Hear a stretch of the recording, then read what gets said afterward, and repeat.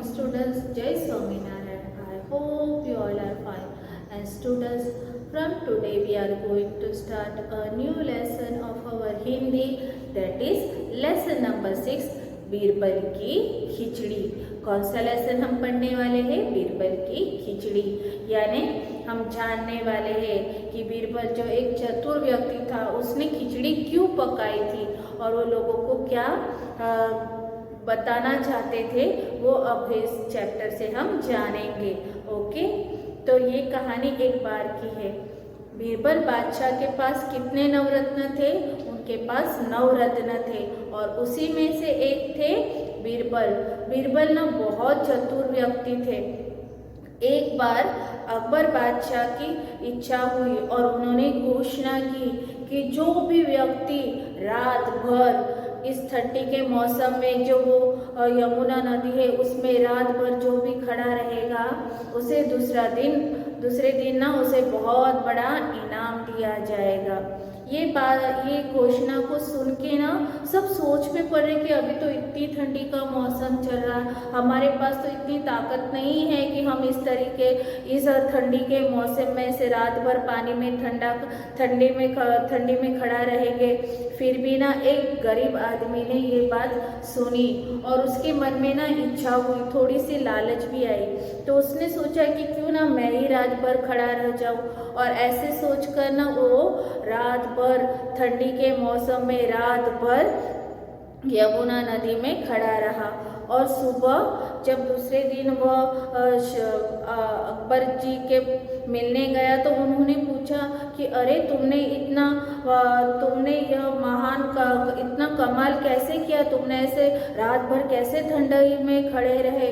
तो उस आदमी ने कहा कि बादशाह, मैं ना रात भर आपके महल के ऊपर रखे हुए दीपक को देख रहा था और उससे गर्मी महसूस कर रहा था, तो मैं यहाँ पे अपनी हिम्मत करके रात भर इस ठंडी में खड़ा रहा। तो जब बादशाह ने ये बात सुनी, अकबर जी ने उसकी बात सुनी, तो उन्होंने कहा कि अरे तुम्हें तो रात भर गर्मी मिली है, तुम इस इनाम के हकदार नहीं हो और यहाँ से जाओ। और जब अकबर जी ने उस गरीब आदमी से कहा कि अब उसका कोई हक नहीं है, उसे इनाम नहीं मिलेगा, तो वो रोने लग गया और रोते रोते जाके उसने बीरबल जी से सारी कहानी बताई कि उसने क्या किया था, कैसे खड़ा रहा था और उसको बीरबल जी ने उसे कोई इनाम क्यों नहीं दिया। उसने सारी बातें उसे बता दी। तो दूसरे दिन ना बीरबल जी बादशाह से मिलने के लिए नहीं आए, वे अपने घर पे ही रहे। तो वो बहुत सुबह से लेके शाम हो गई, फिर भी वो नहीं आए।